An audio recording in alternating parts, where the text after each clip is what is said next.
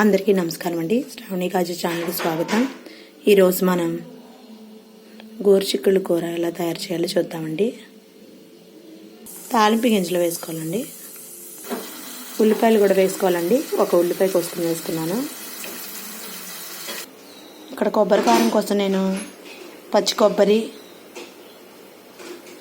కొబ్బరి ముక్కలు అండి, అలాగే 1 టేబుల్ స్పూన్ జీలకర్ర, వెల్లుల్లిపాయ రెబ్బలు 4 అండి వేసుకున్నాను. ఇదంతా మిక్సీ వేసుకుంటా. 2 ఎండుమిర్చిలు కూడా వేసుకుంటున్నానండి. గోరుచిక్కులు కూడా వేసుకున్నామండి. 10 నిమిషాలు మూత పెట్టుకుందాం. 1 టేబుల్ స్పూన్ ఉప్పు, 1/2 టీ స్పూన్ పసుపు కూడా వేసుకున్నామండి. వేసి మూత పెట్టుకుందాం 10 నిమిషాలు. గోరుచిక్కుళ్ళు ఉడకడానికి 1/2 గ్లాస్ వాటర్ వేసుకుంటున్నానండి. ఉడికించినవి కావు కదా, అందుకని ఉడికించుకుంటున్నాను దీంట్లోనే.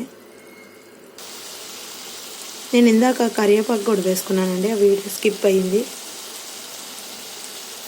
ఇప్పుడు మనం గోరుచిక్కుళ్ళు వేగిపోయినాయి కదండి, కొబ్బరి కారం కూడా వేసేసుకున్నాం.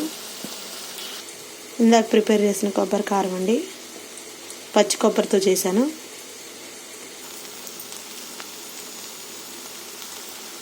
అంతేనండి, గోరుచిక్కుళ్ళు కొబ్బరి కారం రెడీ.